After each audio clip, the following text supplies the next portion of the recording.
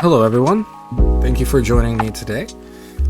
I know it's kind of an unexpected stream. I'm playing my streams by ear at the moment, so I'm trying my best to make sure that everything looks good, and trying to make sure that I'm able to do this consistently. So that's rather exciting. But thank you guys so much for joining me today. I'm so excited to teach you guys yet another chapter in strategy. And this time, I'm going to go down the rabbit hole that I went down last time, where we discussed appraisal, which is very, very, very important. So I'm excited to teach you guys more about appraisal. I'm excited to teach you guys more about kind of what we're going to... Essentially, we're just going to go down the rabbit hole of appraisal, and more importantly, how to apply it to building a team. This is going to be really, really, really fun, at least for me, and hopefully a little challenging for you guys, because I'm going to be asking you guys some very difficult questions, and to consider things from perspectives that you may not necessarily have ever considered them from. And that's something that really interests me, and it has always interested me since I began this particular journey and endeavor. So I don't have a full script. I do have an outline.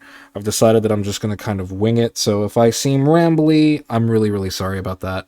But before we get completely into it, I just want to ask, how is everyone doing today?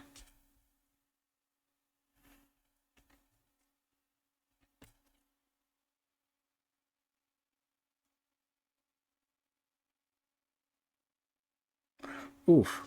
I heard. Good. I'm glad to hear it. Doing good. That's what I love to hear, my friends. Why do I see Valorant on your PC? Because I had Valorant. And I occasionally played Valorant. I haven't played in years, but it's there. Does this surprise you, Junie? I can't bully Junie because this is getting recorded. But yeah, I don't know why I'm going online. Wait, go back. Can I not go back? Okay. Hop on Valorant. No, bro, I haven't played in I've played maybe twice since I downloaded it 4 years ago.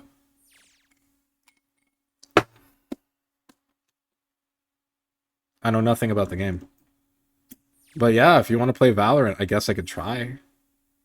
I can't promise you I'd be good, but I'll try.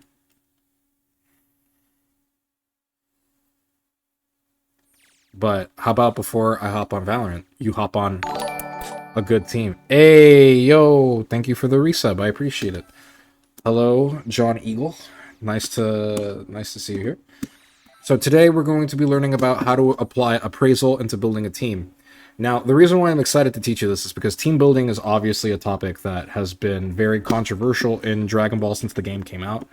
I don't think there is a bigger way to make people groan than picking a bad team. We have debated, what's the best team in the game? We've had teams that have defined metas and blah, blah, blah, blah, blah. But today I'm going to be approaching team building from a completely different mindset than you might be used to. We're going to be building teams from the perspective of strategy. Really just this team right before I said, yeah. We're going to be... We're going to be discussing teams from the viewpoint of strategy as we have been teaching it lately. So, if you have wanted to build a team, if you wanted to know if your team was strong, if you want to know how it was strong, this is the stream for you. Now I'm going to start up front. The foundation of strategy that we established last time is essentially what we're going to do, or what we're going to use in order to cultivate the right attitude for approaching team building. And we're going to approach team building from a very holistic point of view. And hopefully I can dispel a lot of common ideas that I see and free up your mind to begin considering teams that maybe, maybe most people are not necessarily super familiar with. I'm used to being hated on. You'll get used to it. Don't worry. I promise. So, what do I mean by appraisal? Just to recap from last week, Appraisal in this particular case refers to the ability to accurately, underline that, accurately assess the strengths and weaknesses of a particular person, a particular game plan, a particular tactic, or in this case, a particular weapon or team. In other words, I want you to imagine, if you're listening to this is how we're going to build a team, and this is the mindset we're going to cultivate. I want you to imagine that you are a samurai. I want you to imagine that you are a swordsman in the 1600s, and you finally are starting to learn how to, use a sword, and you want to be able to carry swords. So you go to a swordsmith and you have a stipend and whatnot. You're looking at their catalog. This is going to be how you select the right sword for you. This is also how you can detect defaults or defectiveness in your particular weapons, and how you can begin to work around them. And ideally, I would like to get everybody's mind to shift away from what people will constantly tell you is strong and what might actually not be so.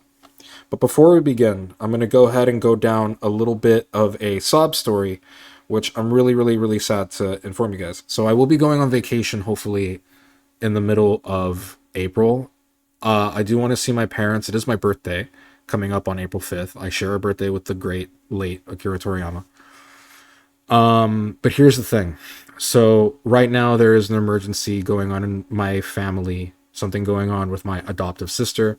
I need to go down there, and I need to make sure that I have enough capital to do so, and enough time to be able to take time off work where I'm not financially crippled. But I'm also not exactly going for leisure. I'm going because there has been actually a couple of deaths in my extended family, and I want to go down there in order to support my family in the best ways that I can. I normally wouldn't lay things on that thick, because I don't want to come off as manipulative, but that is the reality of the situation. So I do still have a donation goal. You don't have to meet it, but in this particular case, it's not just enough for me to kind of like get by. Any amount really does help me out and helps me be able to comfortably support my family in this incredibly trying time that's going on right now. And I normally would never ask this of you in such a terribly manipulative way, but if you guys are able to, any amount, I will consider the donation purely as gratuity and whatnot. So please don't feel obligated to contribute if you don't have to, but if you can spare any amount of change and whatnot, no matter what amount, it would be greatly appreciated. I will ask again at the end of the stream just to kind of remind everybody, but that will be the last I speak of it for now. But yeah, if you guys want to donate, there should be a donation link in the bottom, and any amount is appreciated. So thank you guys. Anyway, back to the point. We're going to essentially start talking about utilizing the concept of appraisal to begin assessing the strengths and weaknesses of not only every individual character, but also using appraisal in order to build teams.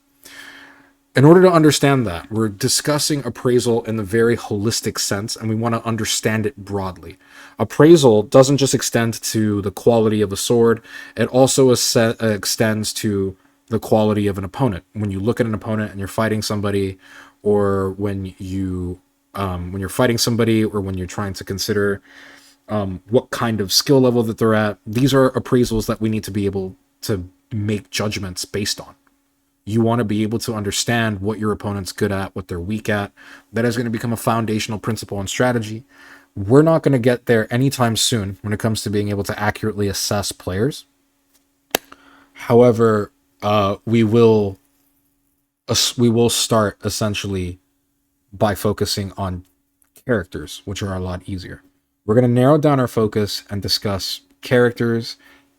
All of our team positioning stuff still applies. I still stand by, point develops meter, or, point develops a team, blah, blah, blah, blah, blah, that you should rotate your teams. There are still some principles that I will stand by. I'll reiterate them as we go deeper into teams.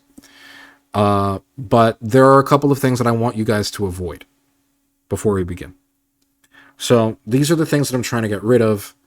I want to get rid of a term that I kind of coined last time, which I'm not too big of a fan of, but I think it's really, really interesting and powerful when describing the issue that I see with a lot of especially top players talking about their teams, tier list brain or tier list thinking. In other words, how many of you, press 1 in the chat, if you've ever, like, either you were the person saying this or the person that has received this, if, like, somebody was just like, ew, why are you playing X character? Just play Gogeta Blue, or just play Cell, or any of these characters. Oh, yo, if you just put this on your team, lol, you're gonna be so much better because the team is meta now. Press 1 if you've been on the receiving end of that, or if you've been that person that thinks that people should just play Cell or Gogeta or whoever they think is meta at the time. Okay, we've all been there. Yeah, I think team building is probably the one where a lot of people get into the nitty gritty, and you'll probably see the most discussions of this concept in discords, especially about particular characters. We're going to abolish tier list thinking. The reason why I think this is foolish is not necessarily because a team could be improved by putting Cell on it or a meta character, but rather it's because they think that you should just put a meta character because you should just play the meta. This is a very, frankly, stupid thing to do. I don't know a more polite way to put it.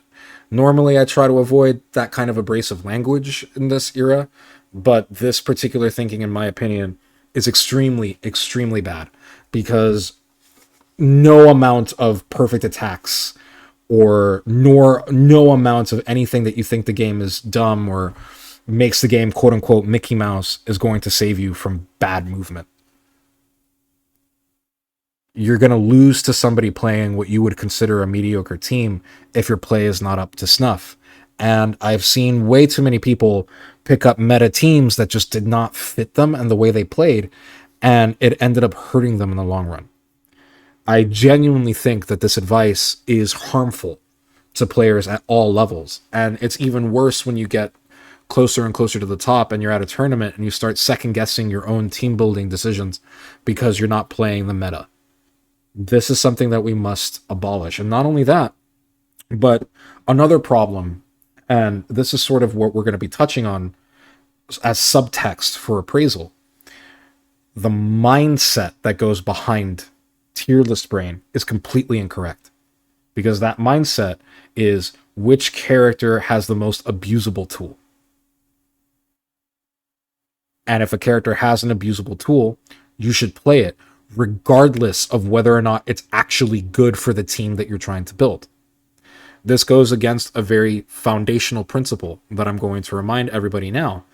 I truly believe this, and I truly think that this is important to understand. Guys, no single character in this game is as strong as a functioning, complete team that moves as a single unit. A team is always better than a character. It doesn't matter how good that character is. A team is always better. A team is always better. There is no such thing as a solo character. There's no such thing as a character that's too broken. And while you can definitely form some really nasty teams using meta picks, I'm not saying that that isn't necessarily a possibility. I think by focusing too much on the meta, we lose our ability to accurately appraise things. And we're going to be discussing a lot of the meta picks, a lot of the things that I've been seeing with the meta, and I'm going to not necessarily be debunking, but my goal is to challenge that thinking in a way that makes sense to you and gets you to perhaps reconsider how you approach team building. If I'm able to do that, I would be very happy. Which leads me into my second biggest issue to avoid, becoming overly involved in the meta. Meaning, if you are a meta chaser, you have no identity. Because you have no identity, it doesn't matter that you're playing the meta. It's actually not going to help your games. It's not going to help you improve as a player. It's just going to choke you. It's just going to basically cause you to lose face. It's just going to cause you a lot of strife and cause you to second guess yourself whenever you try to do something that's off meta. So don't chase the meta. Another one would be writing off something based on inexperience. In other words, writing off a character that you do not understand. This is the most common. Is Kazunoko a meta hunter? I don't know. I really don't pay attention to top players like that anymore. But for example, a lot of people will rag on Piccolo or Base Goku or Videl. And I'm not saying that these characters don't have their problems. That's not what I'm trying to say. But what I'm saying is that they'll see somebody writing off these characters, or a few people writing off these characters, and they'll just accept it as truth without ever exploring or labbing these characters that might actually be right for them. You don't want to do that. That leads into this one, which is my favorite and probably the biggest thing, which is using too narrow of a view to assess characters. This is pretty much, or addressing this is pretty much going to be the entire function of this stream. We're going to be learning how to broaden our views and assess characters with accuracy. And then finally, becoming overly concerned with fast or slow tools. That is also something that I will be conquering. And all of these things tie into what I would consider a very large mental weakness that exists within dbfz, or that exists within this community, and honestly in fighting games in general. All right, so this is not going to be the stream, but this is going to be the place where you should start. If you are willing to go through this journey, the first thing that you need to do if you want to build a team is you need to understand yourself. In other words, you need to properly assess and appraise yourself. What are your strengths as a player? What are your weaknesses as a player? What are things you're struggling at? What are your goals? Having answers to these questions is going to really help you build a team, because you will know what characters you should be gravitating towards, at the very least, to be able to start exploring the answers to those questions. I've always mentioned you don't find a team, you find yourself. And I do think that that is 100% true, even now. You don't find a team, you find yourself. The teams that I play, as corny as it's going to sound, are actually extensions, not only of who I am as a person, but how I understand and express myself throughout the game. These are important concepts to understand, my friend. Once you have a good understanding of these things, you are going to essentially skyrocket in skill.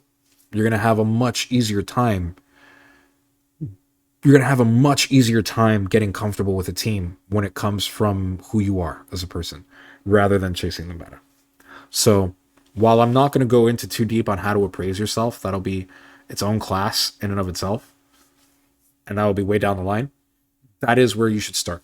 Look at yourself objectively as what kind of player you are, what do you enjoy doing, what are you good at, what are you not good at, what needs work, and avoid being too critical.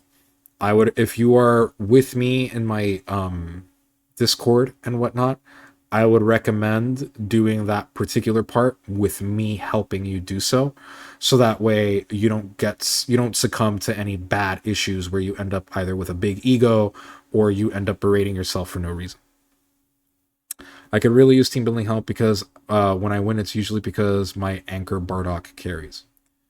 Okay, so another thing that we're going to do before we begin is we're going to reestablish some terms that we will be using and evaluating through beat, my, and timing. Those are the three words, vocabulary words, that we're going to be applying a lot of today. Beats, my, and timing. Does everyone have an idea of what those are, or do I need to review?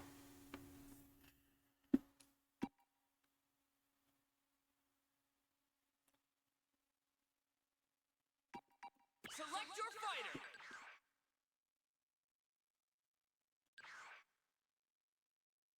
Please review. I will. All you ever need to do is ask. If you guys ever need me to go over a concept, never hesitate to ask me. Okay, I will review. But first, let's pick on Junie's team. So, I think probably the most meta team right now, I would want to say, is this one. This team is probably the most popular that I've seen. And a lot of people will tell you that this team is the strongest one in the game. I'm not going to bury the lead here. This is terrible. I don't actually think that this team... I think this team is very interesting because I don't think that this team is necessarily as strong as a lot of people say it is. But I'm not trying to dissuade your opinion on this team, but rather I want you to look at this team and ask yourself, what does this team tell me about the way the meta sees these characters? So when I look at Jiren, for example,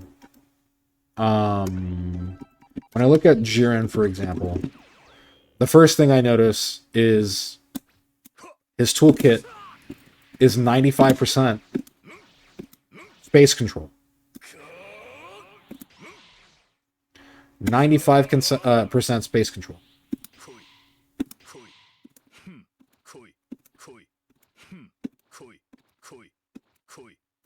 Alright.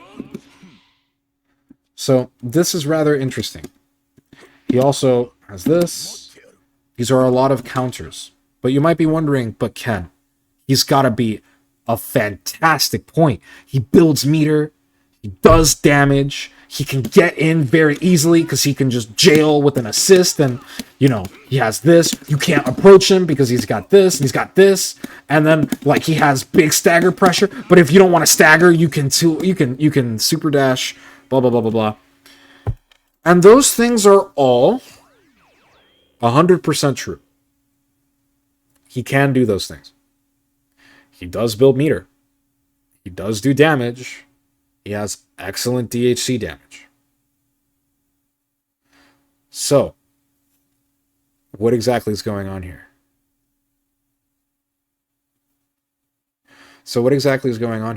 Why don't I agree? It seems like on paper, I should be 100% on board with this. Right? So why do I think Jiren is not a very effective point? Well, to do that, I'm going to go ahead and reestablish some concepts. So the first one is beat. So before, when we discussed beats, when we were talking about the foundations for strategy, we wanted to get away with the concept of zones. So for those not familiar, this is zone 1, this is zone 2, this is zone 3, or full screen. Zone 2 is the area where most neutral is engaged in. You only want to be in zone 1 if you're actively attacking your opponent. Now, the reason why I did away with this is because I don't think that this is very accurate or useful in being able to properly gauge distance for a couple of reasons. For one, the screen is really, really, really huge. For example, if I move back as Jiren, I'm going to stay in place. But if Goku moves forward, Jiren now has the ability to move back again. This screen is literally 3 times the size of any given full screen distance you're at. This screen is actually massive. So, a better way to gauge distance is through timing. So, what do I mean by that? So, instead of saying, wow, Bluku can attack from here with his 5H, this is roughly his tip range. The reason why that's important, my friends. Yeah. The reason why this tip range is very, very important is because I could say, wow, he's attacking from zone 2. And while that is true, if Jiren just walks back a little bit, oops, my bad. Jiren just walks back a little bit, I'm still technically in zone 2. This is still technically zone 2, at the very edges of zone 2. But now I whiff. So if I'm right here and I can hit him from right here,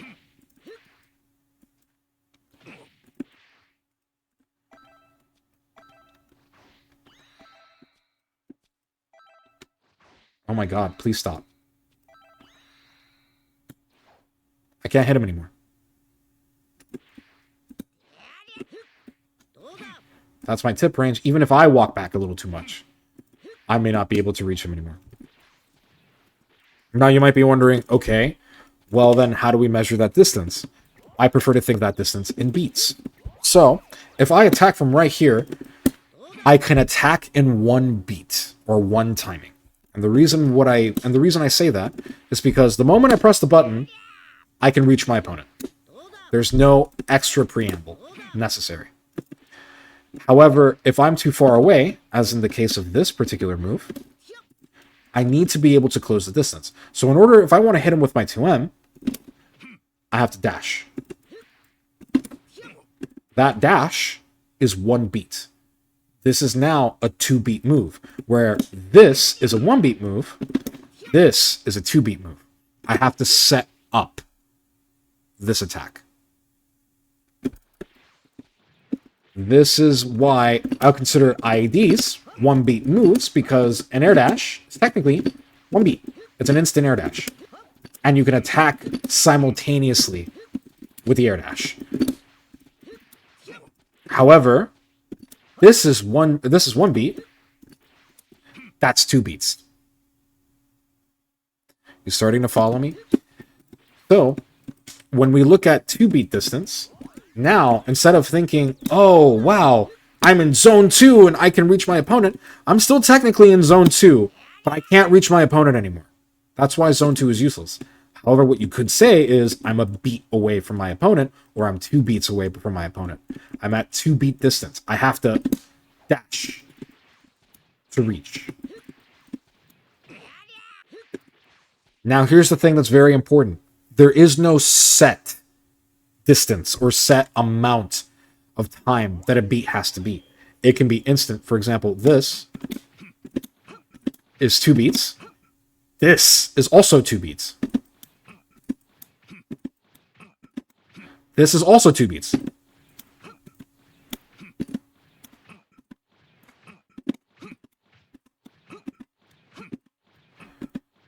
These are all 2-beat moves. The only time it becomes 3 beats is when you cover the distance 2 dashes. When you do this. That's when I consider it 3 beats. Because this is very reactable. And also ineffective, because I can do this, or I can even do... And that's much faster. It attacks faster. It attacks more sharply, and the opponent has less opportunity to get away, and less opportunity to gauge what we're about to do. So I can easily just... Which, by the way, that movement pattern probably looks familiar to you. Now, you're beginning to understand the power behind this thing that you see pros do a lot. This is why it's so powerful.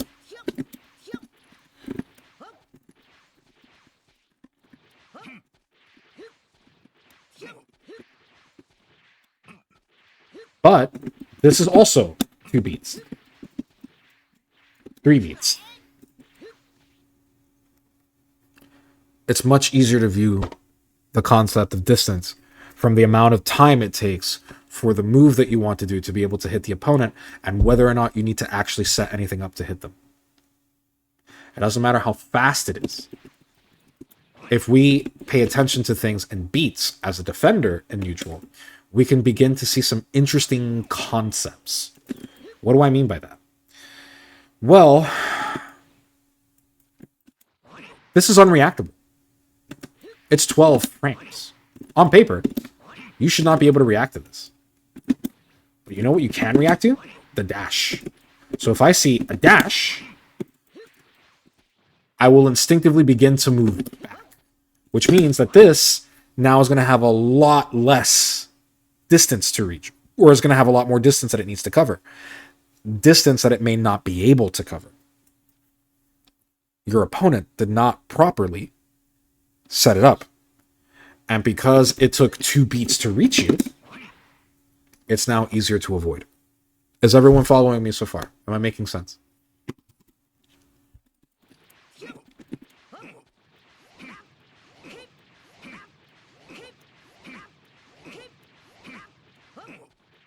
Excellent. Okay. The next distance, or the next concept, is mai. I'm going to power through this because I've talked about it a lot. Essentially, mai means interval. There are 4 elements of interval in Japanese martial arts, and I do believe that those concepts carry over into Dragon Ball. Number 1, the distance. The physical engagement distance, which is usually what mai is used to refer to. Essentially, this right here is mai. This is mai, and this is mai. Mai literally just describes the relationship in space between 2 characters, or 2 people, or 2 objects. This is mai. The next thing it covers is timing. So the thing that actually governs the physical space that we need to be at is the timing of things. For example, 2M is very powerful. It reaches from very far. However, if I'm right here, 2M is weak because if we both press at the same time, Jiren's just going to punch me right in the face because he will get there faster. So here, 2M, good. Here, 2M, less good. Here, 2M, not good at all. But here, Ki Blast good. Here, Ki Blast still good. Here, Ki Blast less good.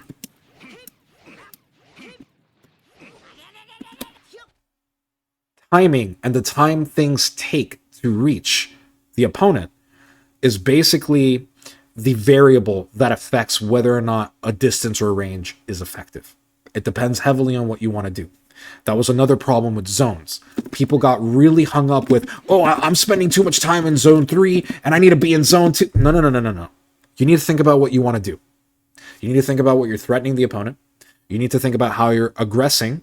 And you need to think about your opponent's options and their ability to reach you too. Because, like I mentioned before, here, Ki Blast good, 2L better. See the problem? The next one is timing. So, this, very fast. This, not fast. Look at the difference. It's almost 10. It is 10, almost 10 frames.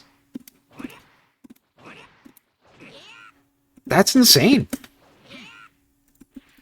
However, the distance is incredible.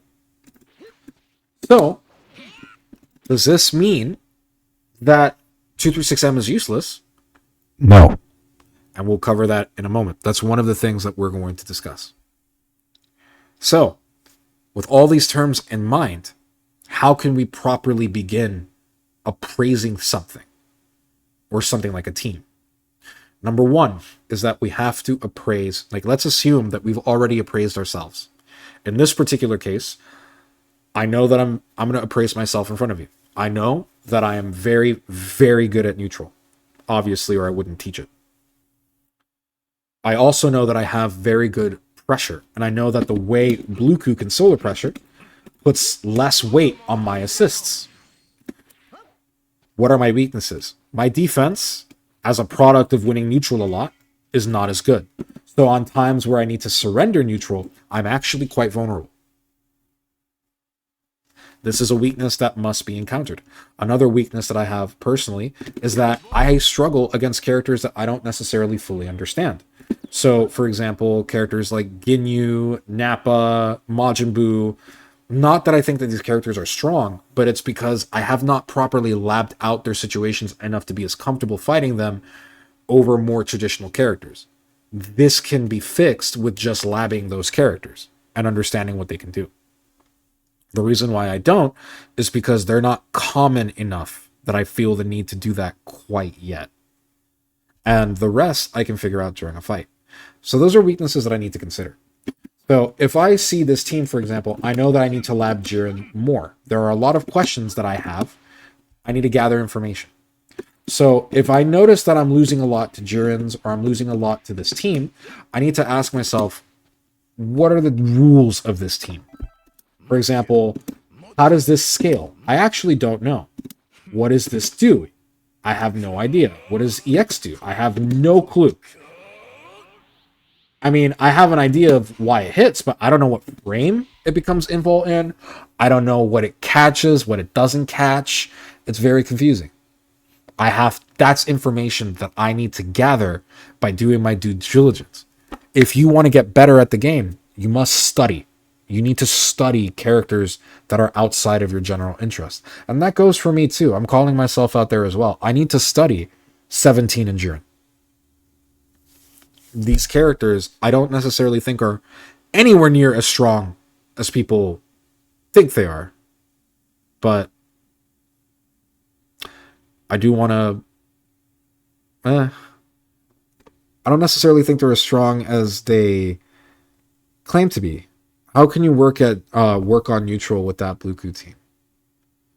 Depends on what you mean by work on neutral. But this entire team building will cover team building from a holistic sense. Why is that hitbox so silly? I hate top characters, man. Like how you work in long distances and close by moving. Literally, that's it. Just done. Just done. Or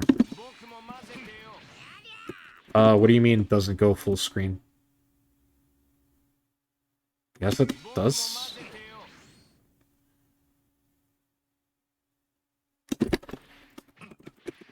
I can also... Yeah. But anyway, I wouldn't worry about that right now. So, point being, I'm looking at this particular character and I'm looking at these teams. Now I can begin assessing what it does for me. So how did I arrive with this team? What does this team allow me to complement? Because I know my neutral is quite effective and quite strong, and I know how I like to move, I can utilize Blue Goku's tools. Blue Goku, ignoring the rest of my team, Blue Goku has tools that express itself in ways that I really, really like. I prefer to move forward. I like the opportunity to move forward. So I don't really need very strong zoning capabilities, and I have long advancing normals that allow me to do certain strategies that we'll be talking about later down the line. His toolkit is geared to moving forward, and I think that this makes him an effective point. Now, here's the thing. I do genuinely believe that Blue Goku is a much better point than Jiren. By a mile. But you might be wondering, how could that be? Blue Goku does less damage on his level 1. Blue Goku's combos are way harder, and the harder ones, even though they hit harder, tend to be quite expensive. They tend to use EX to end, blah, blah, blah, blah, blah. While Jiren is building more meter, has the ability to extend a lot more easily than Blue Goku. And not only that, but Jiren also has tools that are really powerful. He could still advance. This reaches really far, right?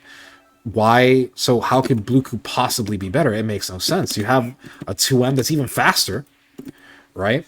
But you're starting to see the issue.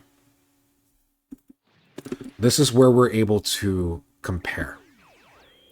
Now, before I start comparing these two characters, in order to illustrate what I like about Blue Goku, this is where we start to reiterate and come across tier list brain. In other words, it's very easy for me to point out the shortcomings that I see in Jiren and be like, Jiren sucks. No.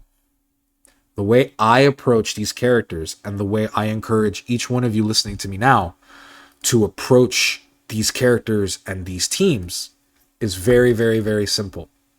I want you to approach them like they are weapons.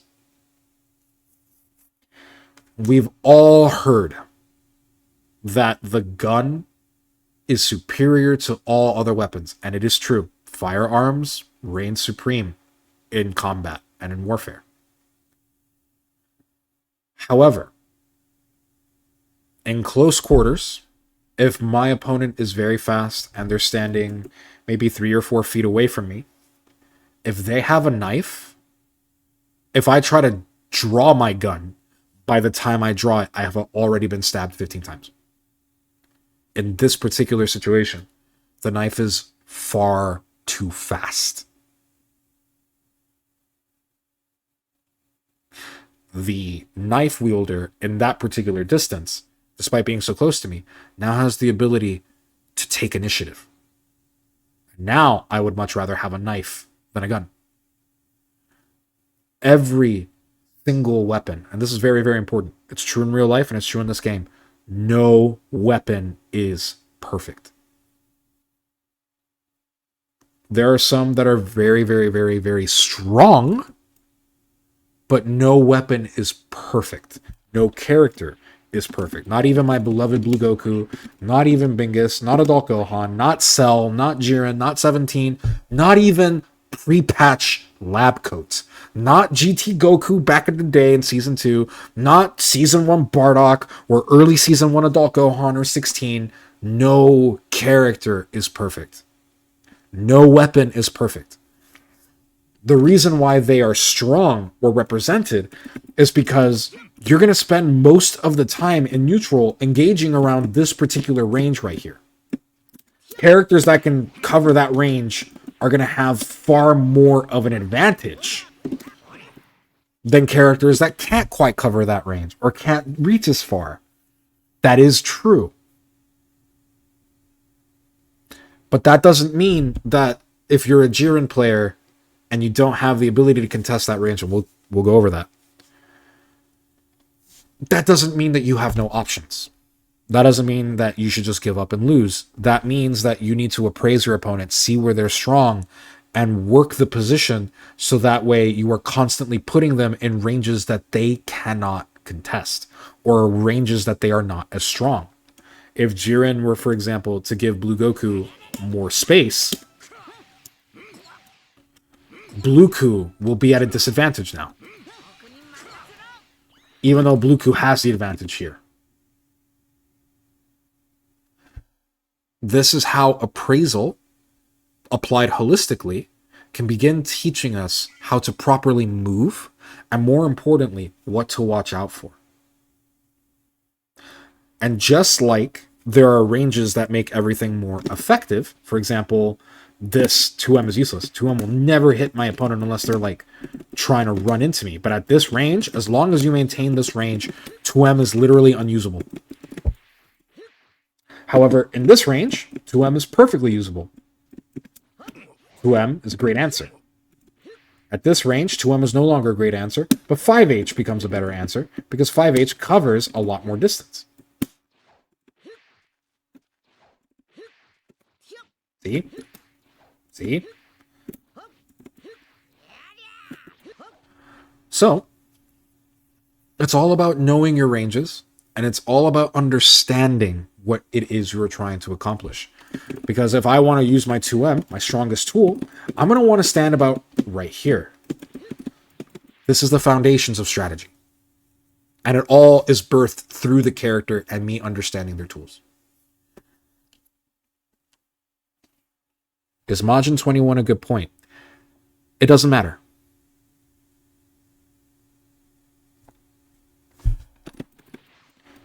And I'll explain why.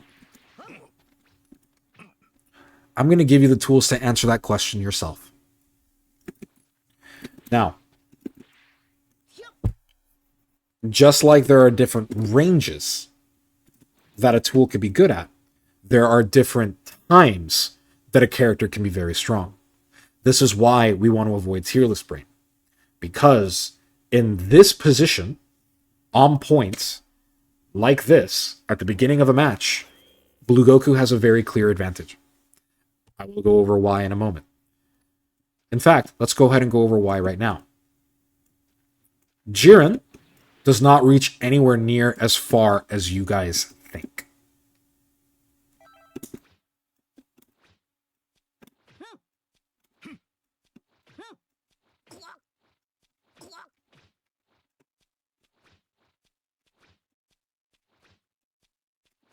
This is not a... It's a big button, especially for a light. But...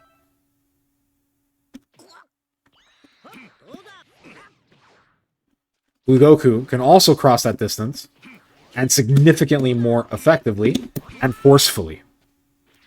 Okay, that's fine. But Jiren has 2M. Yes, 2M.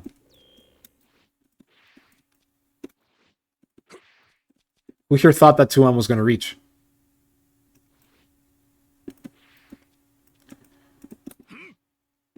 Press 1 if you... That 2M feels like it should reach, right?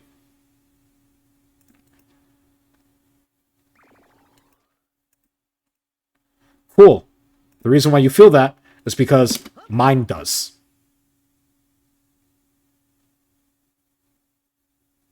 At this range, Jiren literally cannot threaten you. Even if I mash 5LL.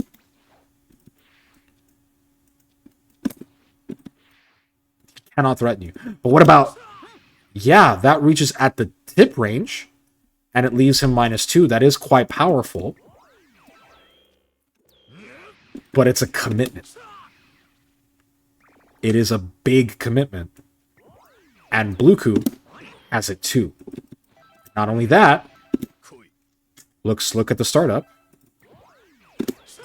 14 frames. 9.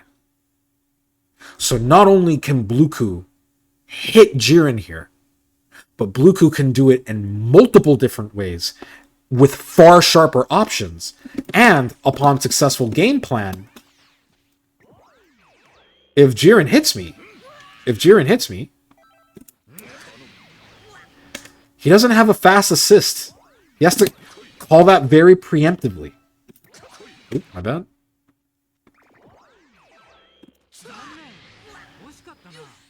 He has to call it very preemptively.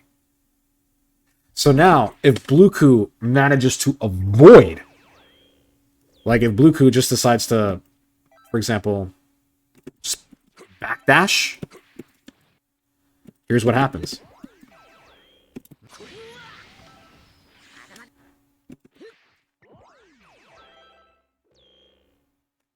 Let me see.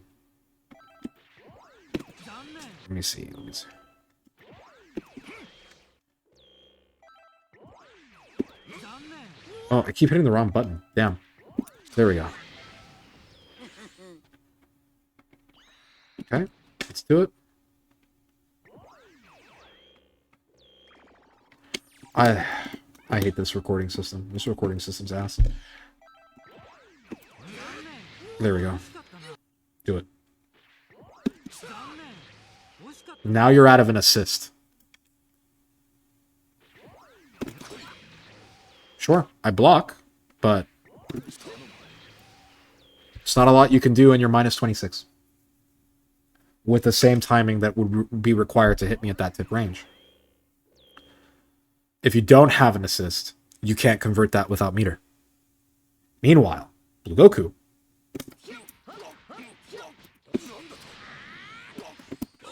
I'm already at 4K. Lag spike because of the PC. But just for reference, if I want to spend my assists, which I don't have to, on my... You're losing half your health bar. If I don't call an assist, even with the most basic combo, you're losing 4K. If I want to do... If I want to be really, really sick, I can... If I just dash up a little bit...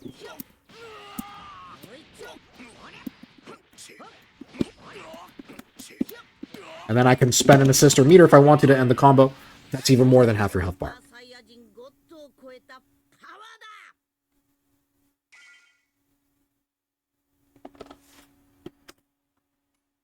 If I hit him with 5H, I don't have to hit him with 2M. I can hit him with 5H. And I can do... It's hard to time, but I can do... Very hard to time. There we go. I don't do this combo or this conversion too often.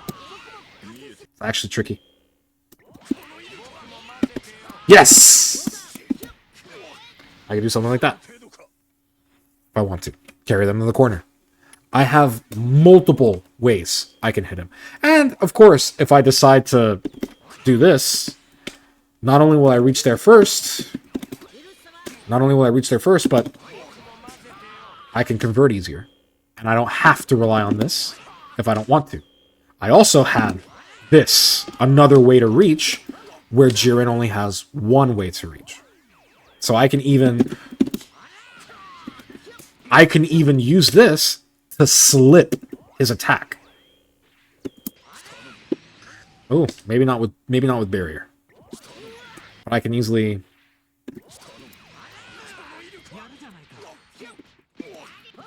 do that. And force him to move back. Or hell, even worse. My bad. Ah, right, he gets rid of projectiles. Is that projectile?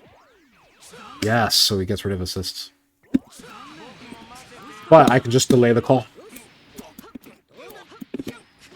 Just mere adjustments of my timings and making micro adjustments to my timings. You guys are now seeing how his toolkit's beginning to collapse. Not that it doesn't work. Not that it can't work. But you are using a spear indoors. A spear on a battlefield. An unparalleled weapon as far as melee goes. Not a bow, not a firearm, it doesn't matter. A spear is always going to have... Wait, what? I had an ADHD moment, my bad. Point is that if you're using a spear on a battlefield, unparalleled weapon. Unparalleled weapon. A sword will have a very difficult time dealing with a spear, or a halberd, or a naginata, or anything like that. However, you bring that weapon in closed quarters like an apartment, that weapon is damn near useless. You are more than likely going to hit something. You're going to get caught on something. Your range of motion is limited. A spear is fantastic for moving forward, but a spear is not very good for moving side to side. It's not as good as turning. It's not as good at turning. There are advantages, like you can shorten the spear. However, you're still going to have a lot of excess behind you, which means that if there's not enough room behind you, even as you're trying to maneuver a shorter blade or a shortened weapon or a shortened staff, you're more than likely going to get caught on something and not be able to maneuver freely. You're not going to be as free as a shorter sword or a knife or a dagger.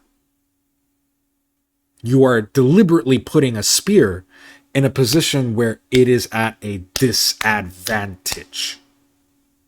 In this particular situation, Jiren is at a big disadvantage. Because we're both competing for points, and more importantly, here's the difference between Jiren and Bluku. I have the option to attack and go toe-to-toe with him if I want to. I can do this if I want. However, because I have the ability to do that, I also have the ability not to do that. So, Jiren is known, or the entire game plan behind this team is this. Run up. Like, this is neutral with this team.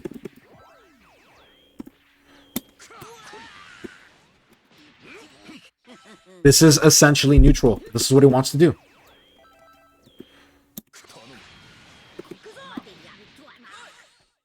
This is what Jiren players want.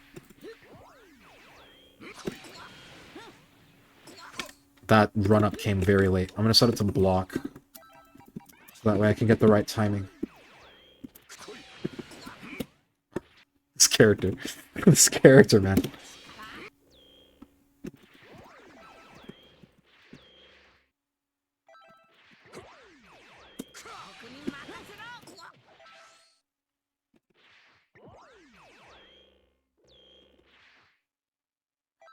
Why?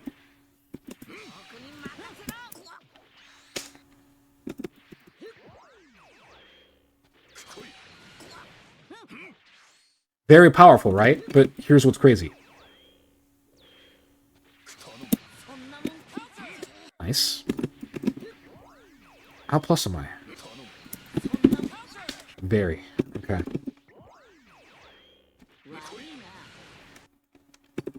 So if this is the whole point of the team, how plus am I on reflect? Let's see.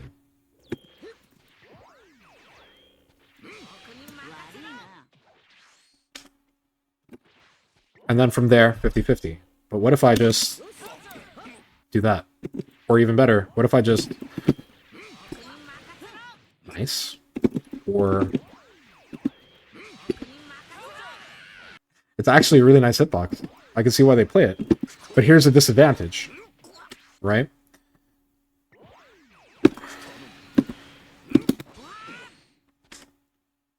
If I just want to... What if I respect it?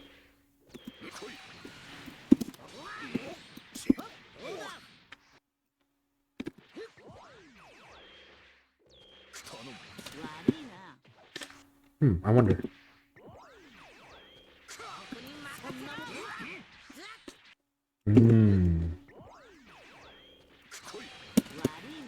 This basically tells me that this team loses against itself. I wonder what would happen if I had barrier.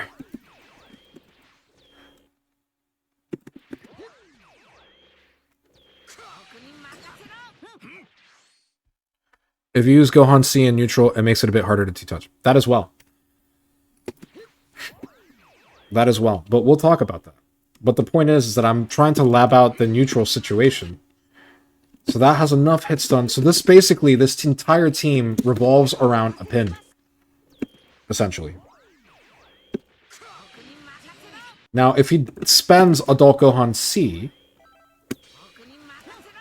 which I'm very curious to see what that's like.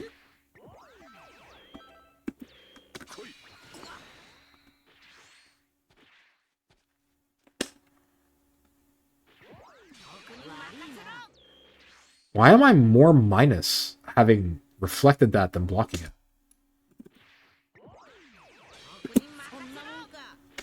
That seems weird. You're literally just better off blocking it. That's so funny. Maybe if I time that reflect perfectly.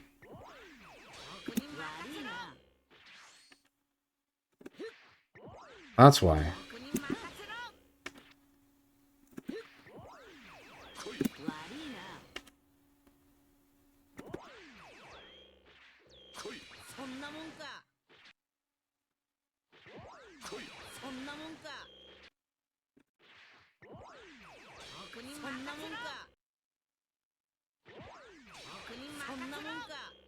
There's no way to get it perfect. Yeah, it's really, really tough. You have to, like... 39. That's still a lot more plus than just blocking it. Which makes me...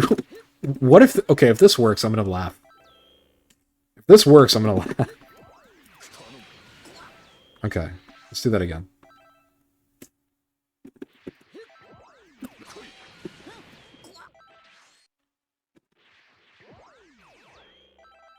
It's a recording system.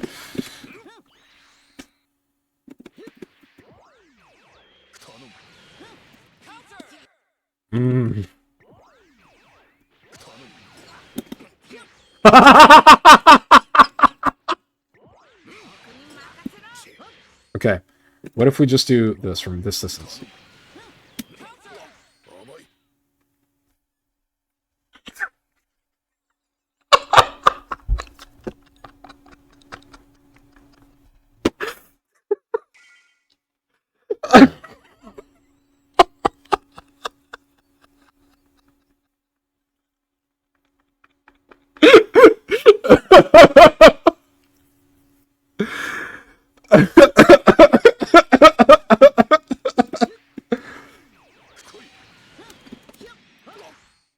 We clash, and I blocked an assist. Which means... Whoa!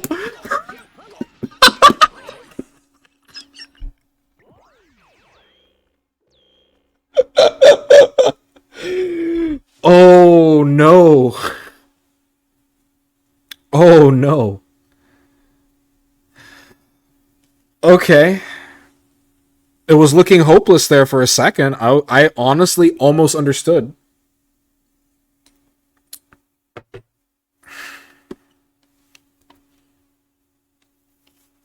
This team eats itself alive. It's like an Ouroboros. Because you do this to a Jiren will fucking murder you for the... I cursed, damn it. Oh, okay. Anyway. As you can see, this pin is Jiren's only real option. Here's the thing. I have stuff like that too, based on my universal movement.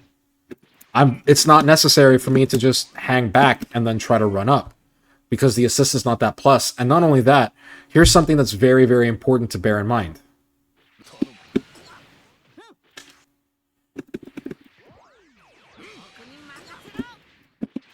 I can also just jump out. Or stuff. Oh, my bad. I can run out. Or stuff. So let's do... Hold S. I can just jump.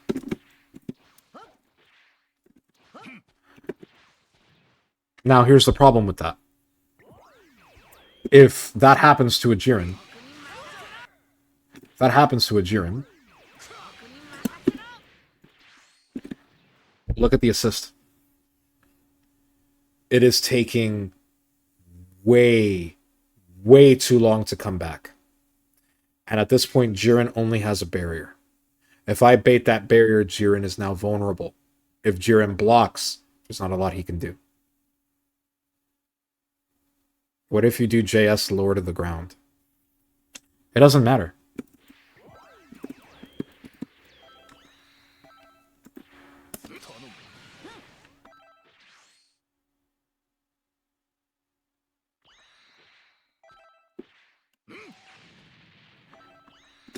Like, I don't know. Like, you have to time that perfectly. And it's difficult. Like, at that point, just do this. Which is another thing that Jiren can do.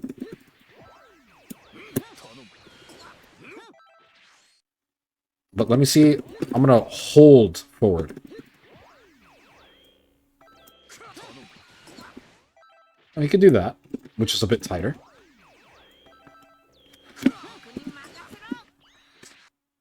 That should potentially counter-hit me. Yeah.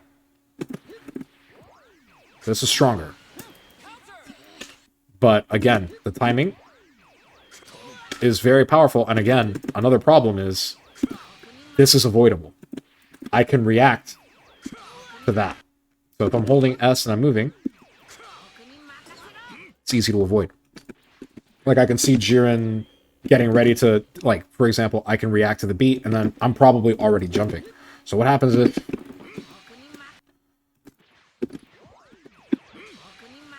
I can just do that. And then attack him from here. If he does it low to the ground, it doesn't matter, because he still has to travel to me.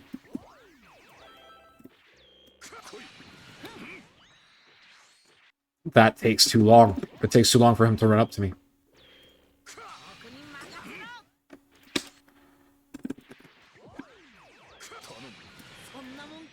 I can also just reflect here and reflect him. Now, he can probably anti-reflect, but that doesn't matter. I made him waste an assist. And not only that, if I reflect, I have ways out of that as well. It's a very tenuous situation. And even if he's successful at it and running the game plan, which, by the way, requires him to time that assist call with pinpoint accuracy, which no one is going to do, it's still a lot less flexible than all of the options that Bluku has. Not only that, it's less flexible because in this particular case, in this particular position, Bluku is in his element. This is what Bluku is designed to do. This is what Bluku excels at. In this position, on point, with a team like this, Bluku is second to very few, if any at all. Jiren has to fundamentally alter his game plan and play very, very conservatively and carefully. Because if he wastes Adult Gohan, this can hurt. This can really hurt.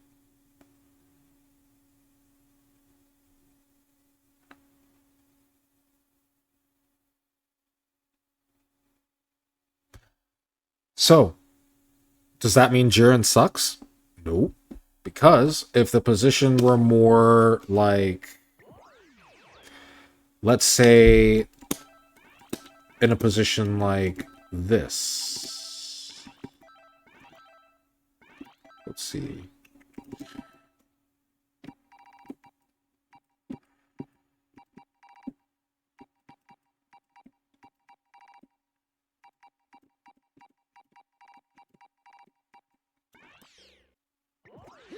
In a position like this, Jiren has an advantage. Especially if we both have bar. So if Jiren has a lot of bar,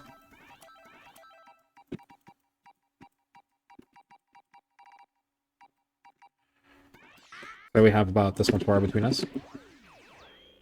In this particular position, Jiren is going to absolutely excel. Not just because he has more bar, but because now we've transitioned into the mid game. We now have resources to burn. Characters should already be developed. Everything in this situation now begins to favor Beerus, even though I have a very slight advantage according to the evaluation bar, because I have more health. It doesn't matter. That advantage is very tenuous. If either one of us gets a hit, that lead is either going to be decimated or solidified. If he touches me in this position with the right touch, if he has an assist behind him, he can kill Bluku. Bluku is very vulnerable right now. I cannot afford to take risks like I've been doing when experimenting and dealing with that particular assist and that reflect.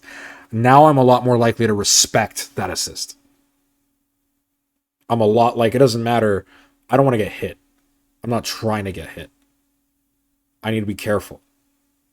Not only that, but now if I try to get desperate and I try to bully my way into Jiren, Jiren is now way more comfortable in his element because now he can run away and successfully draw my aggression.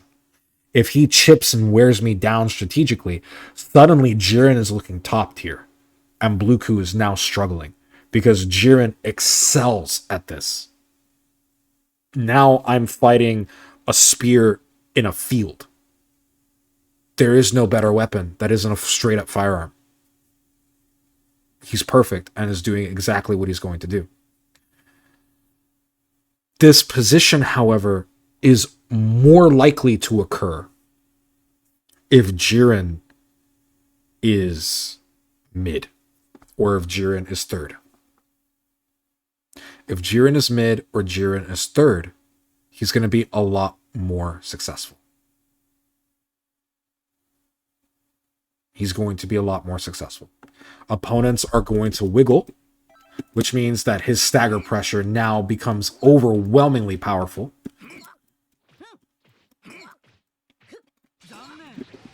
And then, of course, he has a 50-50 at any point if he wants it. So if he has that assist up, he can just threaten me all day and then go, Major Lick. Little things like this really create a situation where now Jiren is playing at his strongest. If you are a more or a less assertive player, this might be for you. However, you cannot try to play this straight out of the gate in the beginning, because in the beginning, the situation, the timing for you to be able to do this is not correct.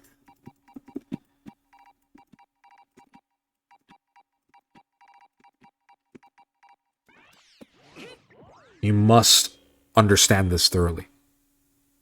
By comparing Blue Goku and Jiren in their respective elements, you guys are able to see the differences in their strengths through appraisal.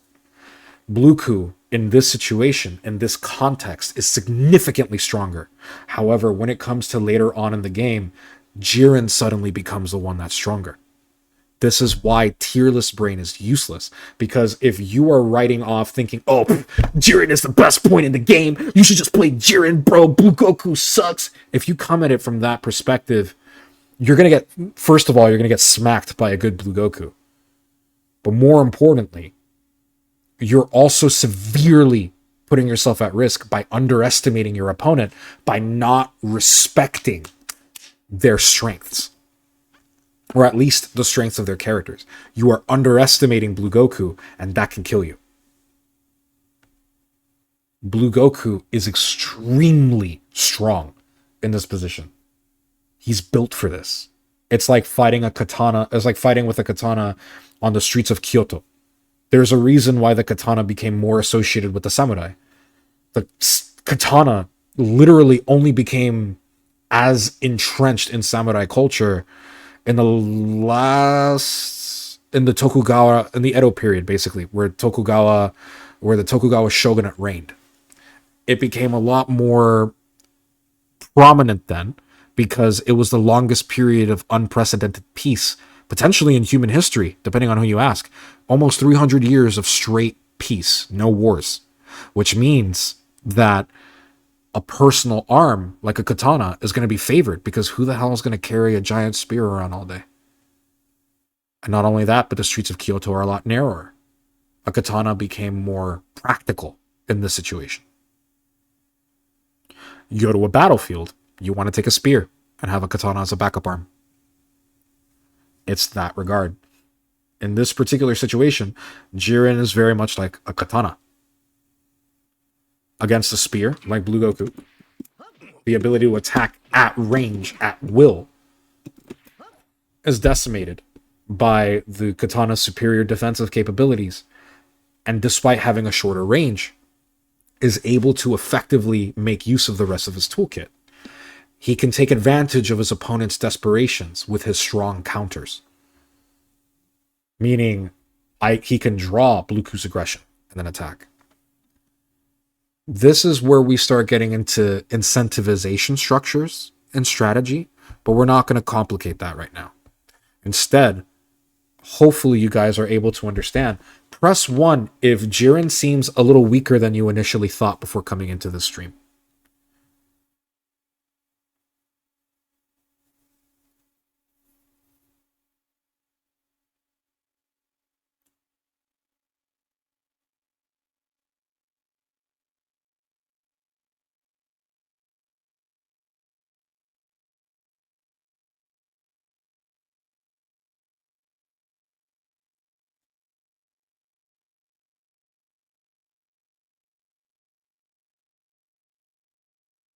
We're all haters. I'm not trying to get you to hate Jiren. That's not my goal, by the way.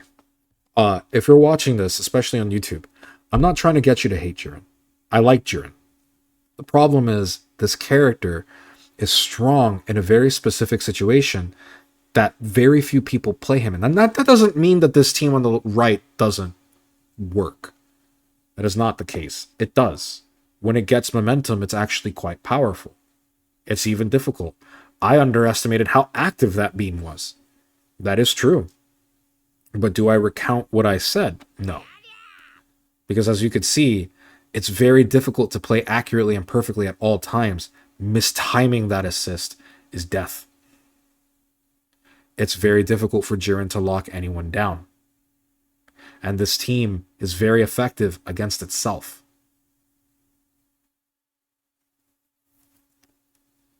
Another problem with this team is that the lack of a dedicated point and the lack of approach tools makes it very, very difficult for this team when it's behind to catch up.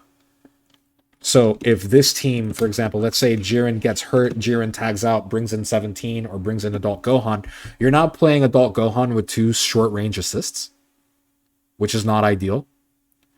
Or like, let's look at it this way as well, just with the way we built our team. Because right now we're appraising the characters. Let's see how sound the teams are by appraising them. So let's say shit happens, shit didn't go well. Let's say Jiren lost the round start or the match start. Let's say Jiren just didn't block, tried to do something, and then got smacked by Blue Goku. I'm not even going to do a crazy optimal combo. 4.7k. I have a bar. I have a little bit more meter than he does. Jiren can't really do much because I have JS here. But let's say he successfully reflects me. And then... Oop, my bad. Let's say he successfully reflects me in that position. By the way, this is why they really need to fix the netcode, because this would be far easier to demonstrate if I had a partner here. So let's say Jiren reflects me and then brings in Adult Gohan.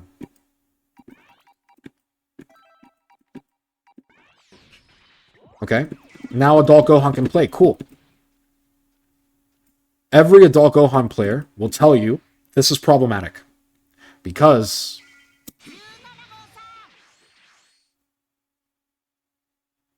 this is not ideal. He's also level 0, so he can't teleport to me.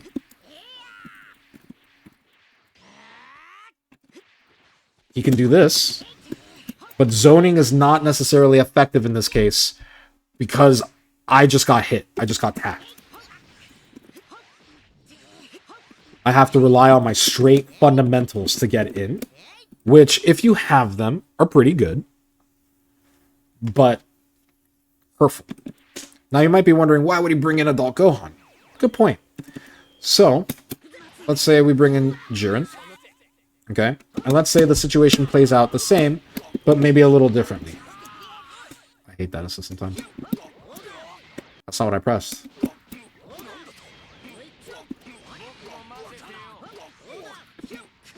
Okay. So let's say we're in this position. Jiren is now going to bring in 17. Okay, cool. 17 can definitely do stuff because, you know, 17...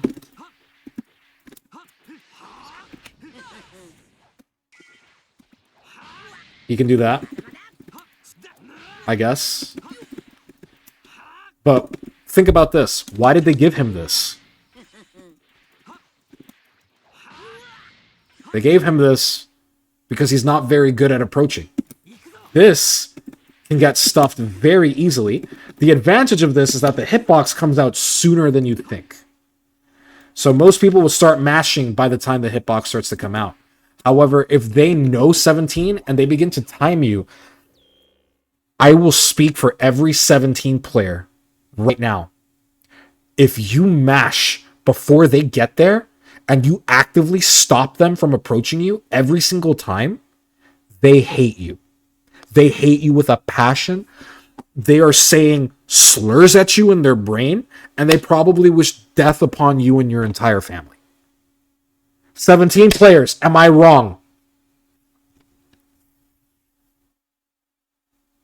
Tell me I'm wrong. I know there's a few of you in here.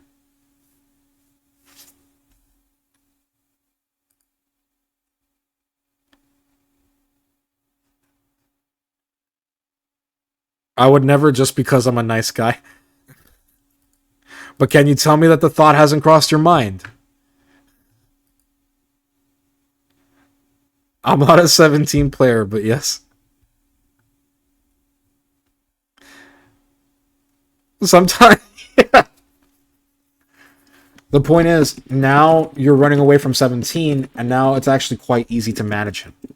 He only has one neutral assist, and his pin is not as assertive as Jiren's, which means that if he wastes stat assists, fine. That's no biggie. And not only that, if he wastes that assist will take a long time to come back, leaving him vulnerable for longer. Meanwhile, let's do the opposite situation. So I'm just gonna... I have no idea how to combo... I don't know how to combo with Jiren, I'm gonna be completely honest. Let's say we do this. And let's say we end up in the corner. Blue Goku... You know, maybe we're here. Jiren maybe has 2 bars because does a lot of damage. I'll say let's really hurt Blue Goku. Let's make Blue Goku bleed a little bit. Let's put Blue Goku about right here after getting like decimated by Jiren, right? In this situation,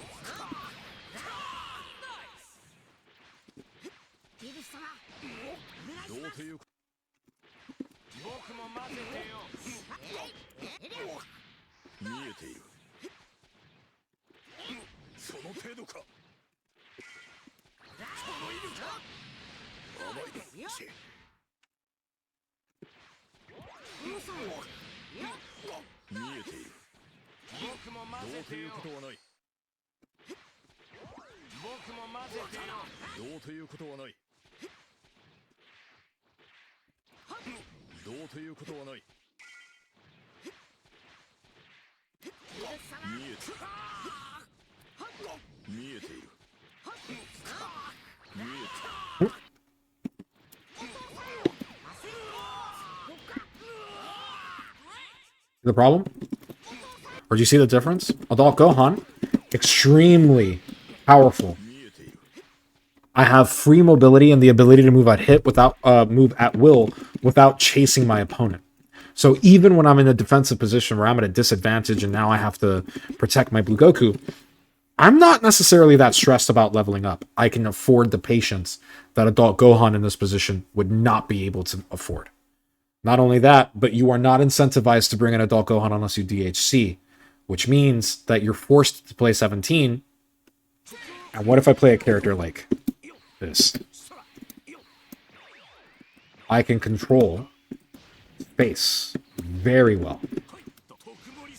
Oops. I can control space very well.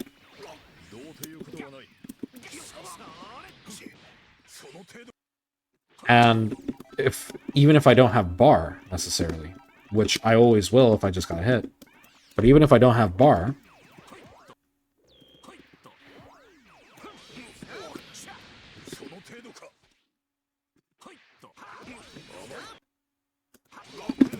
not bad.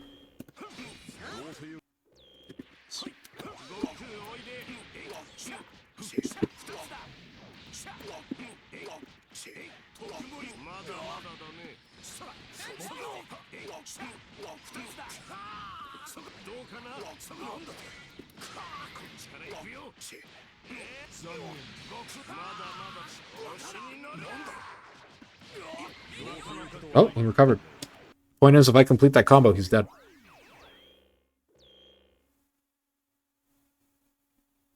And that's if I have pretty much no bar or just a little bit of bar. If I had full bar, like 2 or 3, oh, that Jiren's dead. And that's not even optimal. That's not even the optimal loop. I could theoretically, if I did the full loop cycle, I could have killed potentially for half a bar. Maybe a bar. And that's if I do the full loop. This is just my baby. I'm learning Beerus loops. This team is far more stable than the team on the right.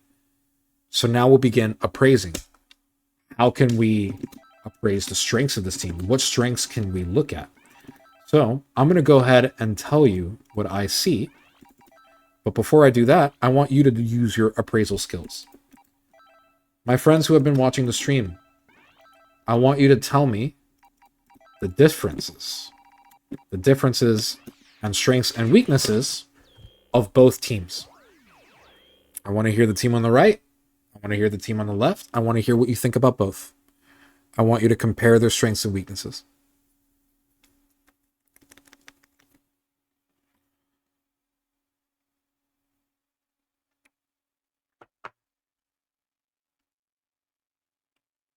In the meantime, I'm going to check my messages.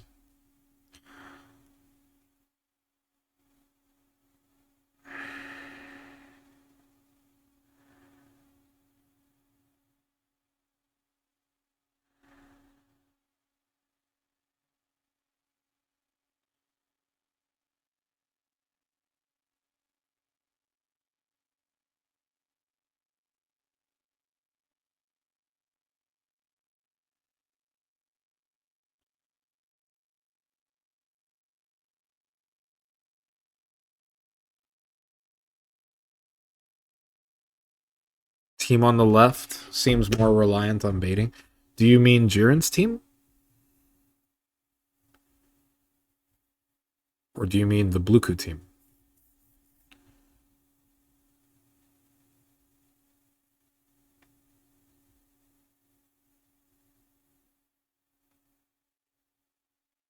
Germans. No. It would be good at it, but not really. This team is a team that you play when you don't want your opponent to play.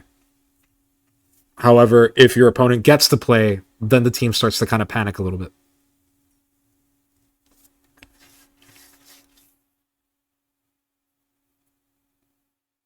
Bluku team is better at building momentum, while Jiren's team relies on stealing it and can die for it. Okay.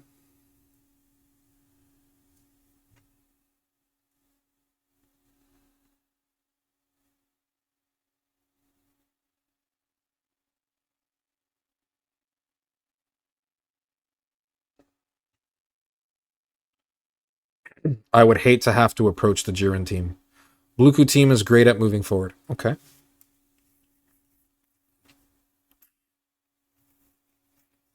Why would you hate to approach the Jiren team?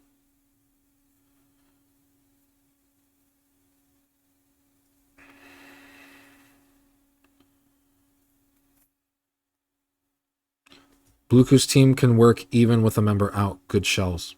Okay. It's true.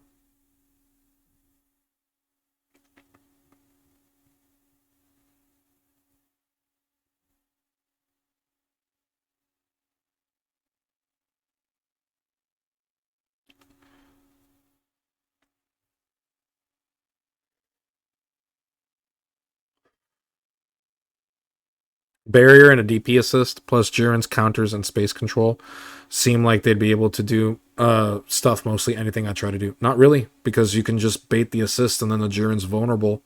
And Jiren can counter a few things, but can't counter everything.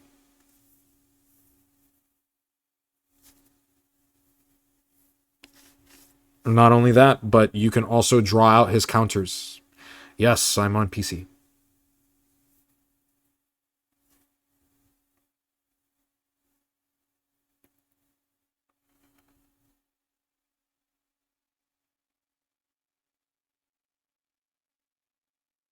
So, nobody has said anything that's necessarily incorrect, but you guys are not necessarily grasping what I'm putting down. This is the beginning of appraisals, but when thinking of appraisal, it's not enough to just think of minute and niche situations. You need to think more broadly. Essentially, the true strength behind these teams, or rather behind the Bluku team, is that the team is, for the most part, moving as a consistent unit. John Eagle touched on it, where even with a member out, the team still functions because you have good shells. But more than that, specifically, is that this team is extremely effective at working from its weakest positions. Meaning, oh no, I have level 0 adult Gohan and maybe Bluku's dead. This is the single worst position that I can be in. Because adult Gohan, which again, we will appraise. I keep forgetting where the freaking health bar settings. Yeah, there it is. I'm blind. Sorry, guys. This is the single worst position I could be in as an adult Gohan. But I'm not worried because I have VOD. I have a long-range assist that will assist essentially my adult Gohan in his weakest situation. And then adult Gohan is so self-sufficient that he can do basically everything himself. I can do Oki. I can pressure. And then, of course, he can build meter on his own. Oop, my bad, I messed up. But yeah, if I completed that combo, probably wouldn't be dead there off of this, but let's see how much damage I would have done.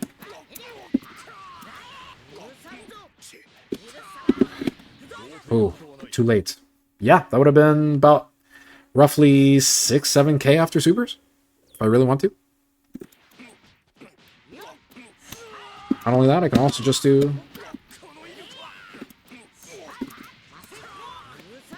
I want to do something a little simpler. And now I bring beers. 6k. Yeah, next touch dies. If I have any more bar than that, you're gonna be in a world of hurt. If I build bar playing neutral, you know? Oops, not what I meant to do. Even just that little bit. Even if I de-optimize the combo.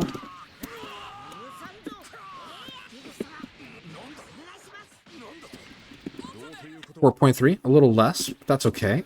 If I do the optimal.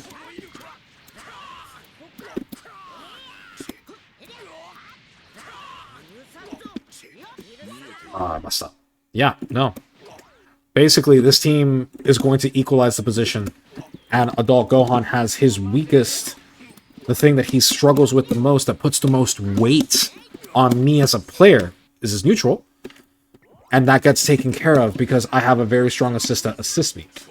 Now, if the situation is a little bit different, let's say I brought out Beerus, and Beerus is the one that's dead now. This position is even a little bit weaker because it's a worse version of what I have now, except my JS is now properly supported, which means I have the ability to do some really nasty shenanigans. Because now I can just take space gradually. The tactic's a little different. You know? And then, oops. That will catch somebody. If you try to approach me, oh.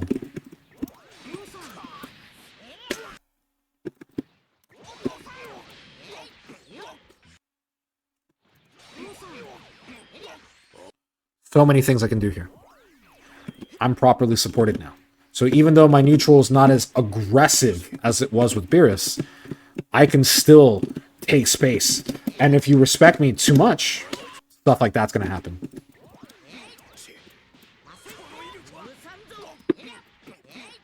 And if I get the touch,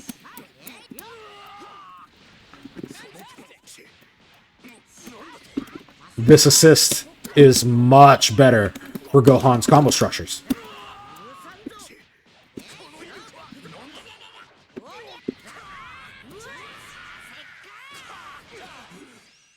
Easy to touch.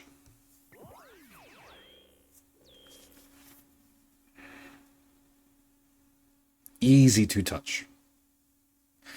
This team is more cohesive. This team has greater cohesion. The problem with the team on the right is not that it's necessarily bad, or that it's ineffective, or that it isn't in its own right a good team, but it's a team that requires you to play its specific way. And as a result, there are matches where even with this team, I speak from the best case scenario, but even with this team, I've had moments where I was too eager or too aggressive with Bluku, and I lost Bluku and I had to play it in a weaker position.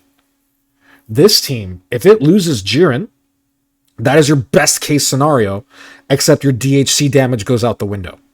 You lose access to huge DHC damage. You lose access to your strongest level 3. You lose access to your strongest level 1s. The ability to two-touch with this team is now somewhat compromised. Not only that, but you can do combo damage with 17 and Adult Gohan, but it's a lot trickier to get in with 17.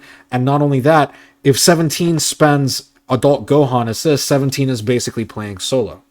Now, if you're a good 17 player, maybe that's not exactly a problem, but you don't want a character to be unsupported. Now, let's say you are successful, Jiren's dead, but you get the touch with 17, and now you bring in Adult Gohan, maybe he's leveled up a time or two, maybe he's a level 3, you're still playing Adult Gohan with a barrier. Adult Gohan cannot utilize barrier as effectively. The only thing that 17 affords him that is strong is that this is now real. However, it doesn't matter because, and not only that, but there are other mix-ups that are just as nasty that are not necessary on relying on meter. Not only that, but if you do get the touch, Gohan has meter penalty now, which hurts his solo meter build, which is actually quite decent nowadays. So why would I do that when I can just...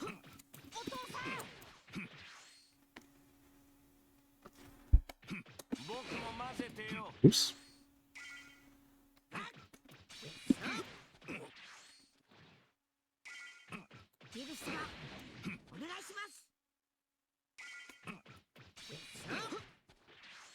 I can get even nastier than that.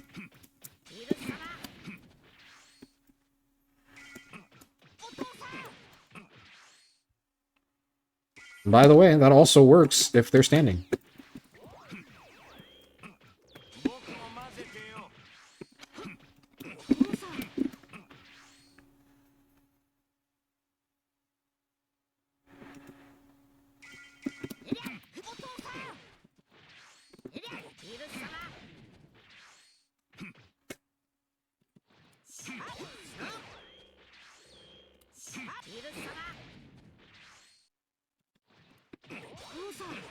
That.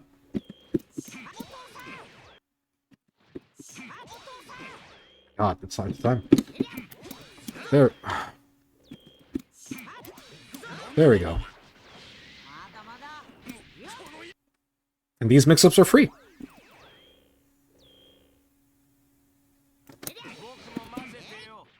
And also, you know, Spack this, which hits everybody.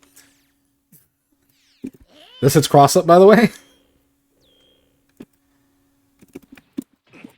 And this is at level 0. You get to level 3. You have double dash mix-ups.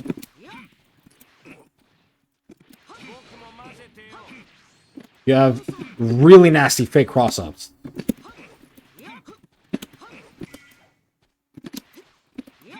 You also have...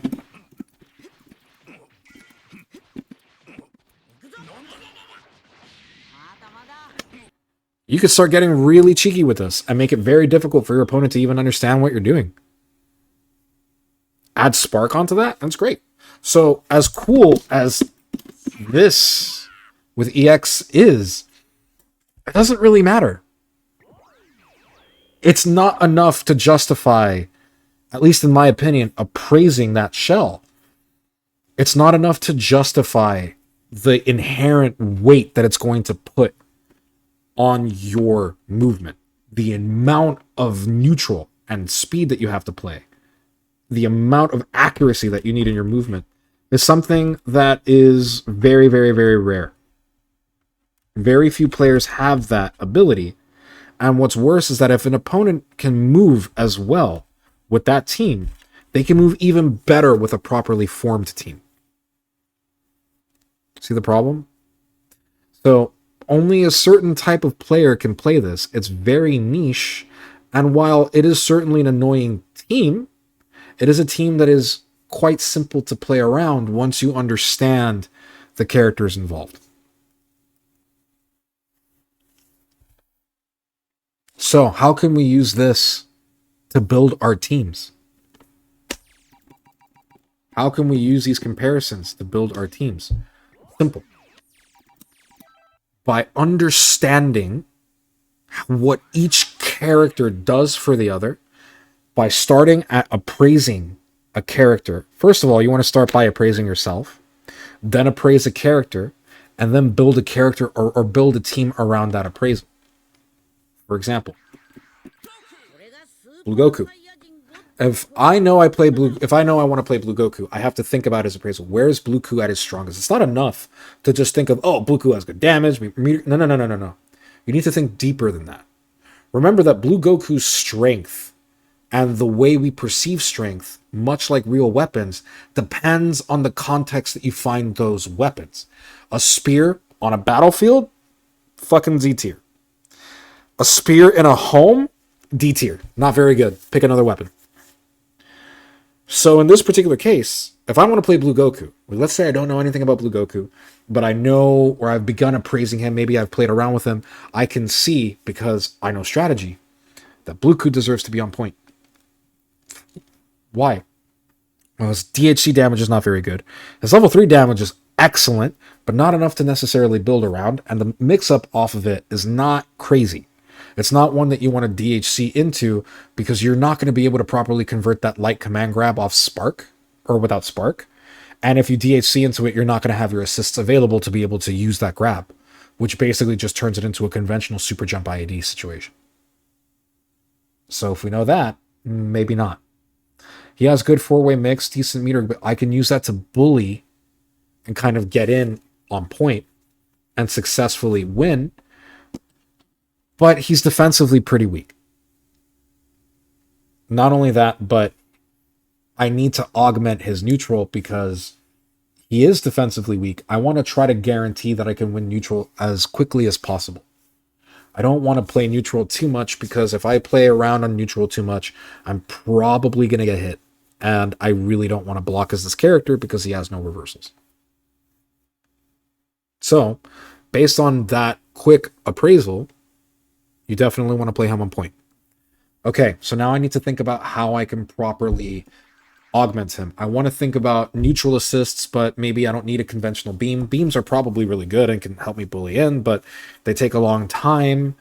And I want something a little bit more interesting. So, okay. 18.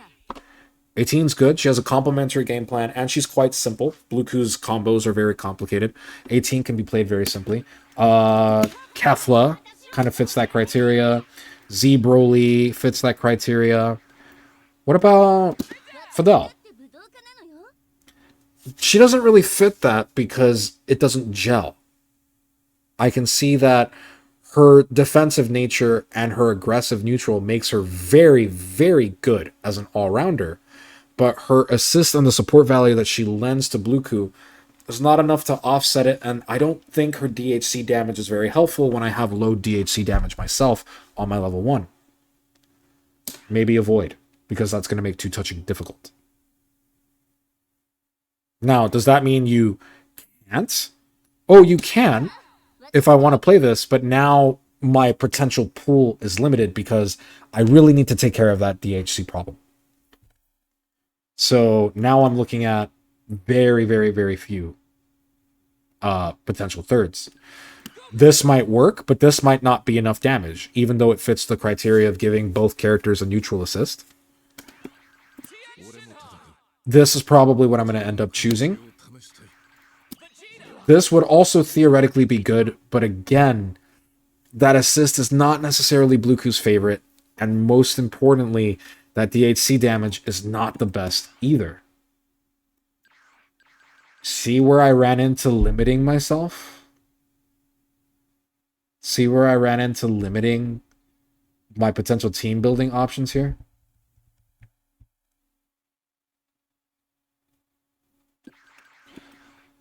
Now, even though I have... Now, here's the thing. Kefla, excellent partner for Blue Goku. They are best friends. They love each other. Shippers go crazy. However, if I play Videl, even if she's on the 3rd position, the problem that I was presenting doesn't go away. The DHC damage is still a problem here. I have effectively limited myself to Beerus, Base Coup potentially, and Tien. I could play with other characters, like maybe Vegito, but there is another problem. Videl and Vegito don't really care too much about each other. A assist is not the best for either one of these characters. They don't really need it, and it's not as good as it used to be. And while his B assist is absolutely stupid, he's directly competing with Videl for almost the same type of assist, which means that Blueku does not have as much support getting in. Which means that if Blueku dies, this shell is going to feel very, very, very weak. Or if Vegito dies, this shell might very well struggle to kill. Understanding and appraising is how we can properly build this team. And it comes from understanding at least one character that you want to play, and that character came from me. I know who I want to play. So, let's think about things a little bit more holistically. For example, what if I want to play Goku Black? Now, I've been famous for kind of poo-pooing this character, so to speak. But let me go ahead and play. Let me think about Goku Black really quickly and think about his strengths. He has.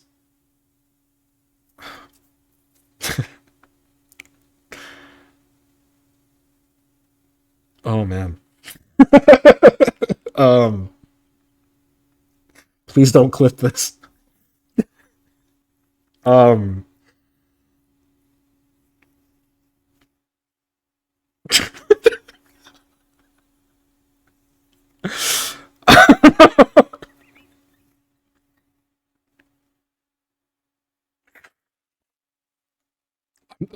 um.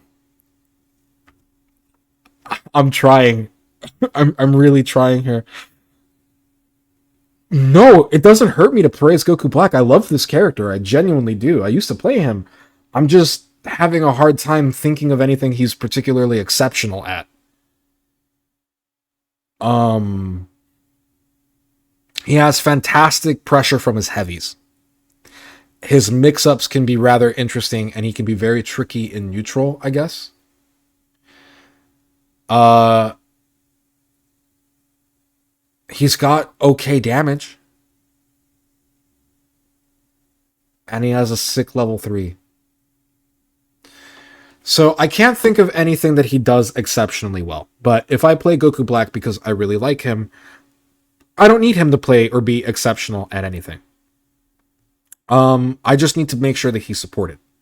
So if I can't think of anything that's exceptional, if I can think of anything that is really good as a strength, he is an all-rounder, which means that he is pretty comfortable in every position, yields really easy support, and has great tag routes. It's very easy for him to tag out, especially in the corner. And he can route properly for it, which is very good, which means that he's potentially very good at developing the people behind him. His neutral is pretty decent, if not committal. But he doesn't really command very much presence in the air other than his anti-air 236H, which tends to overshoot half the time anyway, and his air buttons are not necessarily very good. So I'm going to start thinking about pretty much any character that can benefit a lot from tag routes. Adult Gohan. The A assist and the B assist both are very good for him. The A assist will give Goku Black proper support in neutral and help him get a belligerent method to get in with Super Dash plus Adult Gohan A. But if he doesn't want to do that, I can also just use his B assist and get mix-ups, and true mix-ups that are going to actually bombard the opponent. Now, the DHC damage is not very high, but it's good enough that I can play a majority of the cast that I like. So I can do pretty much any other all-rounder. I can do SSJ Vegeta, I can do SSJ Goku, I can even do something like shifting Goku Black on mid, and instead do something like Cell Goku Black. Very powerful shell. Very powerful shell. Goku Black can use Cell B fairly well. Cell C is also a pretty decent extension for him. It also gives him commanding presence in the air, which does take care of a problem that Goku Black has. But more importantly is that Cell's assist, Goku Black can take it or leave it, which allows Goku Black the freedom to lend his support value unmatched to Cell, which is fantastic. This forms a very nice shell. Now I can play anything that I want. I can easily do SSJ Vegeta again. I can do 17 if I want to. But that kind of leaves Goku Black with not a lot of screen control, but unless I play Cell A, but that's fine. I can even do Baseku. Or I can even do Yamcha, because the DHC damage and the damage from combos from this team would be relatively high. So I'm not really hurting for level 1 damage. And not only that, this team would also build a pretty decent amount of meter. And I would have 2 level 3 mix-up situations, or 3 level 3 mix-up situations, depending on how you feel about Goku Black's level 3.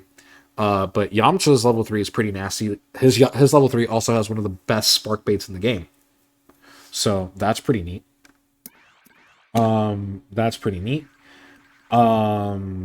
Yeah, I can do Baby. I can do 18 if I wanted to on that team. I could do Beerus. Ooh, this team would actually be disgusting. This team would be disgusting. Beerus would like both of their assists as well. You'd be able to utilize them all. Like, I would play this team for fun as an eval. Like, you have a lot more flexibility because I'm coming from Goku Black from a point of appraisal. He may not be exceptional at anything, but I can surround him with exceptional characters that really do help him out and benefit a lot from him being on the team. This is how you should properly build a team. Now, words of caution. Do not build a team from positions of weakness. In other words, don't think about, oh, I want a bait and punish team, or I want an aggro team. Don't build a team that wants for something that you're prone to do. So, for example, if I tell you you need a practice team and that you are over-reliant on one thing or another, taking away that tool is not going to assist you.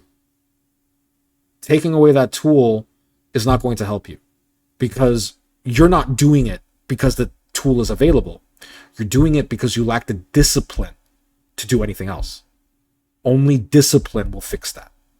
And you develop discipline by having access to the tools, but deliberately trying not to. But this is how you can build fairly good, solid teams without necessarily having to rely on the meta or seeing your favorite players play them. I hope this makes a lot of sense, and I hope this helps you guys pick characters a little bit more strategically, because the teams that you build as we go forward, guys, are going to be the teams that are going to help you with 17 and Gohan. I don't like it very much, because you have 2 short range assists that Goku Black is not absolutely crazy about. And Goku Black, 17A and Goku Black can kind of take it or leave it. I think it would be better to pair anyone else with 17, but I honestly feel like 17 in that particular team, just based on assessment, feels like he's slapped on. Which is not bad. I'm not saying that it can't work. I did suggest it as a possible team comp here. However, I don't think it's the strongest. You would have to appraise that a little bit better. Maybe there are other characters that could take advantage of that, but I also just think 17 and Gohan is a fairly weak shell altogether, to be honest. Or rather, instead of a weak shell, a very limiting shell. Like, there's only a couple, like, put it this way.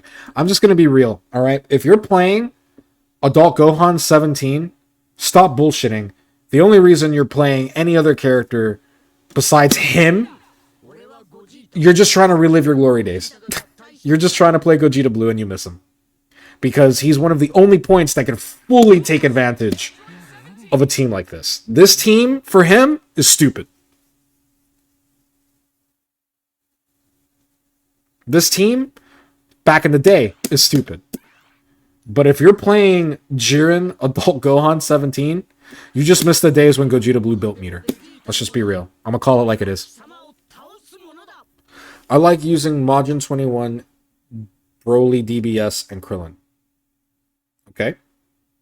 Appraise that team. Is that team strategically sound? Does it move as a single cohesive unit? Only you can answer that question.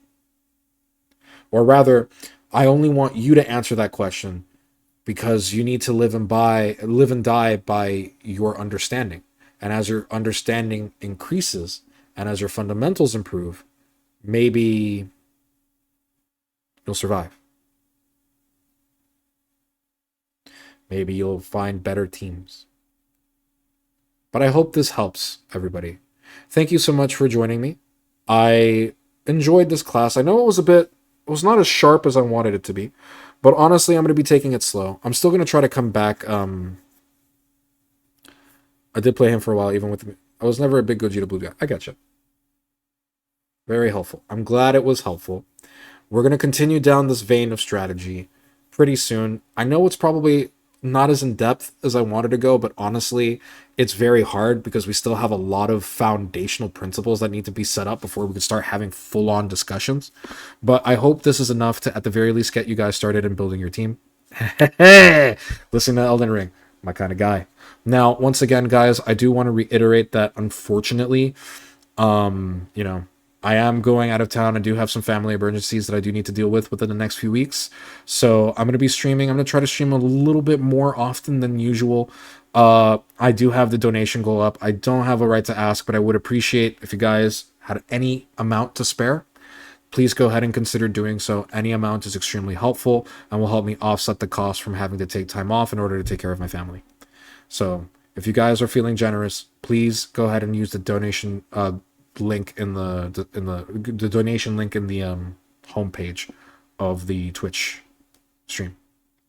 But thank you guys so much for joining me today. I hope you have a lot of fun, and I hope I didn't bore you too much.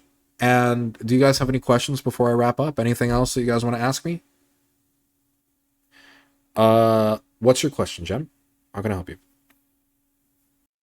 Is it worth practicing appraisal outside of the game as well? For example, I enjoy TGCs a lot, or TCGs a lot, and there are many situations where I can practice it there. Yes. Everything that so here's the thing. I'm teaching you strategy, but let's be very clear about one thing. I'm not teaching you Dragon Ball Fighters. I'm teaching you strategy. And ideally, strategy is something that can be applied broadly. Miyamoto Musashi in the Book of Five Rings had an excellent quote. Once you understand the way broadly, you will see it in all things. If you want to know 10,000 things, know one thing well. If you want to know one thing well, study 10,000 things.